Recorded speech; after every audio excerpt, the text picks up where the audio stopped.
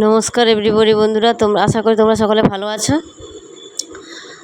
আজকের আমার তো শ্বশুর শাশুড়ি সবাই উত্তর ভারত গেছে, আগে বলেছি আগের ব্লগে। তো আজকে ব্লগে আমরা কি করেছি না, আমরা 3 যা 2 ভাই রাতে ছোটরা ঢুকবে, একসঙ্গে একটা পিকনিক ছোট একটু খাওয়া দাওয়ার একটু আইটেমস করেছি আমাদের বাড়িতে। সেই জন্য তার উপলক্ষে কিছু রান্নাবান্না আর যা কিছু করছি আনন্দ তোমাদের সঙ্গে শেয়ার করছি। এই আজকের হয়েছে সব রকম সবজি দিয়ে একটা ল্যাবড়া তরকারি, এমন একটা ল্যাবড়া টাইপের, আর মাংস, ভাজা, চাটনি আর মাছের ঝাল। এখন এই চাটনি হচ্ছে দেখতে পেয়েছেন, এই আদা রসুন সব ছাড়িয়েছি, তারপর তরকারি চাপিয়ে দিয়েছি।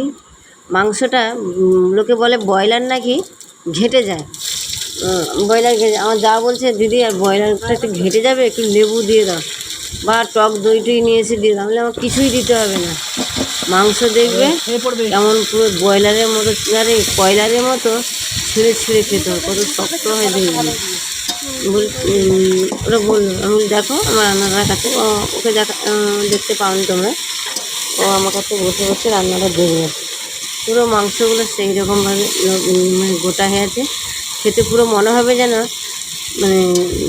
আমি কয়লার মুরগি খাচ্ছি, দেশি মুরগি, ঘরে সবই দেশি, বাড়িতে পোষা হলে তাকে দেশি বলা হয়, যেটা ঘরে পোষা হয় আর কি, সেই মুরগির টেস্ট লাগবে।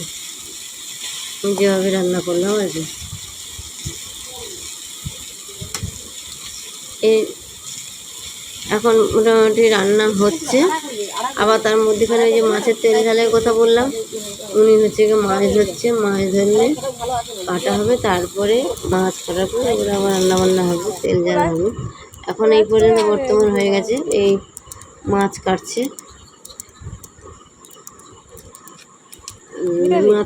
এখন মাছ কাটছি, মাছ কাটা করে এসে আবার রান্না করব। যাই হোক, আজকে সারাদিন বেশ আমরা খেতে বসেছি সেই 1:45 সময়, উঠেছি 3:30-এর সময়। তাহলে কি খাচ্ছি, কেমন করে খাচ্ছি জানি না, প্রচুর হই হই করে কাটিয়ে দিচ্ছি আমরা 3 যাই মিলে, আর ওরা 2 ভাই।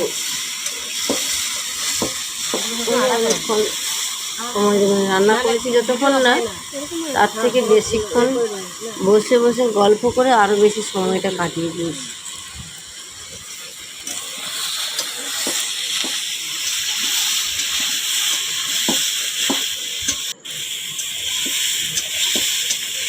এই সবজি তরকারিতে পেঁয়াজ একটু একটু সর্ষে বাটা বেটে দিয়ে দিয়েছি, তারপরে আমি মাংসের জন্য আবার বাটনা বাটছি, একটু একটু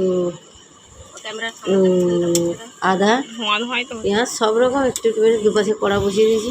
আর কাঁটা জ্বালন না দিতে এত কষ্ট হচ্ছে, এক হাতে টেনে টেনে।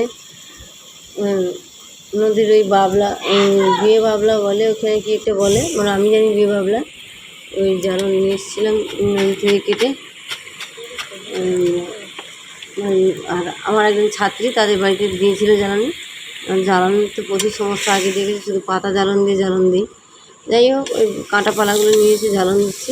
আমার তো কত জায়গায় ছিঁড়ে গেছে, ব্যথা, পায়ে ফুটে গেছে ব্যথা, সে কী বলবো, তোমরা না দেখলে বুঝতে পারবে না, পায়ের আঙুলটা ফুলে গেছে। প্রথমে মাংসের জন্য এই গ্রেভিটা হয়ে গেল, গ্রেভিটা হয়ে যাওয়ার পরে মাংসটাকে আবার ঢেলে দিলাম। প্রথমে মাংসটাকে কষে ঢেলে নিয়েছিলাম এমনি সিম্পল, তারপরে আবার মশলা কষে পাক করে তারপরে আবার মাংস দিলাম। মাংসটা যেমন দেখছো কেউ ঘেটে এদিক ওদিক হবে না, জুসটা পাতলা জুস, পুরো দেশি মুরগির মতো খেতে লাগবে। খেয়ে দেখলে তোমরা বুঝতে পারবে, পুরো পাতলা জুস, দেখতে পাচ্ছ। রান্না প্রায় পুরো